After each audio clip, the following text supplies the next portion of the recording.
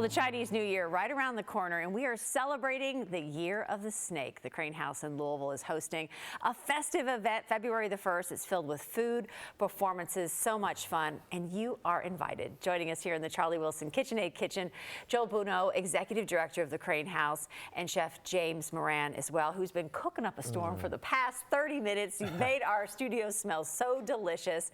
Hey, Year of the Snake, here we go.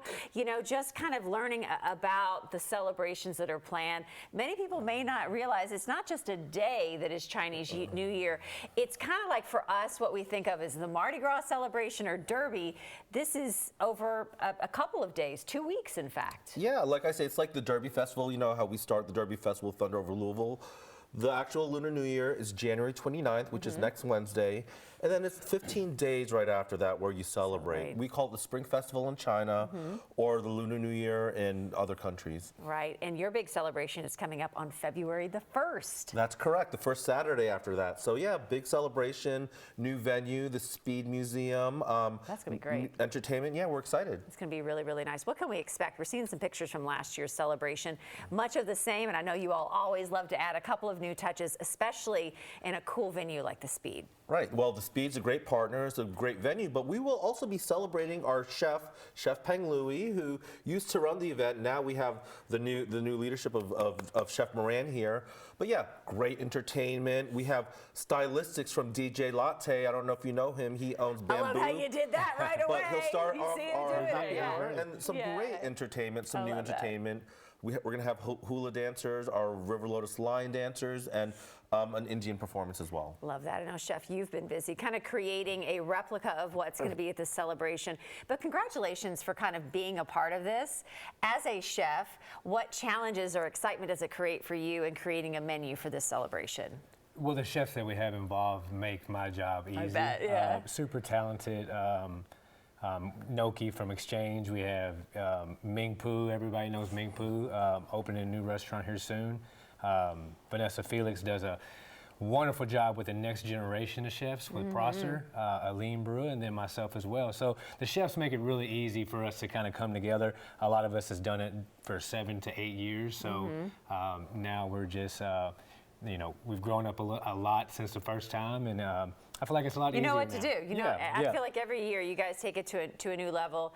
And oh, we see Chef Anoush in there too. I'd love to see this picture, right? Like I feel like at every celebration he is remembered, he is honored, he is celebrated because he would love to be up in the middle, right? Like he loved it when everybody collaborated together. So that's cool that this is like a very collaborative thing. He would, and Chef Louie and Chef Anoush were very, very close friends. And I think for us, during the New Year, you reflect on the past and the future, but it's our way to pay tribute to Chef Louie.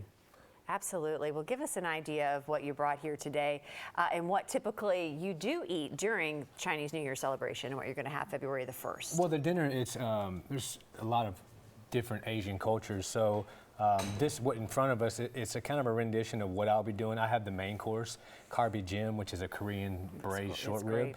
But me being Korean, being raised Korean, Korean mother, this is kind of a traditional Korean spread. Side dishes, accoutrements, banchan, starch, some lettuce wraps, and then sesame pork belly, and then braised short rib. It's absolutely delicious. Can sample a little bit of all Asian cuisines there. Let's talk about kind of the cultural significance. I told you, I'm talking to many people where my New Year didn't start so great, so I'm kicking it off with the Chinese New Year, and you're like, that's a good thing to do because with the Year of the Snake, kind of talk about culturally what everything represents when we celebrate this. Yeah, so according to the lunar zodiac, it's represented by animals which follow the lunar calendar. This year we're in the Year of the Snake, and it has great significance this year because, you know, people think of snakes as, you know, horrible, scary creatures. No, snakes are smart. They have the characters of being smart, cautious, and also it's perfect for you because it's called the resurgence year as well. Snakes shed their skin for renewal. So this year, if you're looking for a fresh change, the Year of the Snake is your year. Come on out and celebrate. Maybe start it at home if you want on January 29th, right? Start celebrating. But to come on out to this, how do we go about getting tickets, and do you have seats still available? Yeah, we have seats available. They're going really quickly. You could go on our website, www.bidpal.net/snake2025, and check out the information on the event and buy some tickets. How do you expect it to feel different being at the Speed Museum? Well, different venue, different tributes.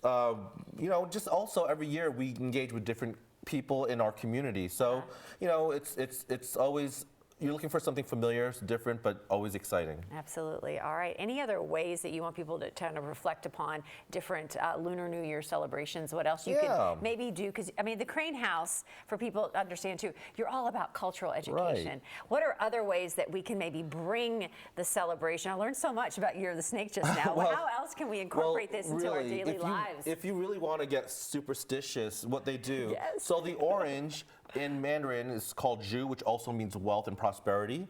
So what a lot of people do is they take an orange and just roll it in front of their doorway if they want health and prosperity. So other things that people eat are the long noodles, which represent long life. Dumplings are big during the Lunar New Year because they're the shape of money and it represents, the prosperity. Bringing my money in home. Get your wealth by oranges and dumplings. And just roll it back and forth in front of the door. Forth, yes. Anything that you learned from your mom?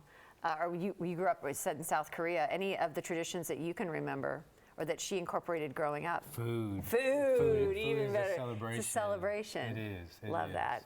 Well, this was great. I hope everybody learned something here. This is wonderful. We want to see you out the Lunar New Year dinner and auction happening Saturday, February the 1st, the Speed Art Museum from 5:30 until 10 p.m. Get your tickets now. Go to crane-house.org.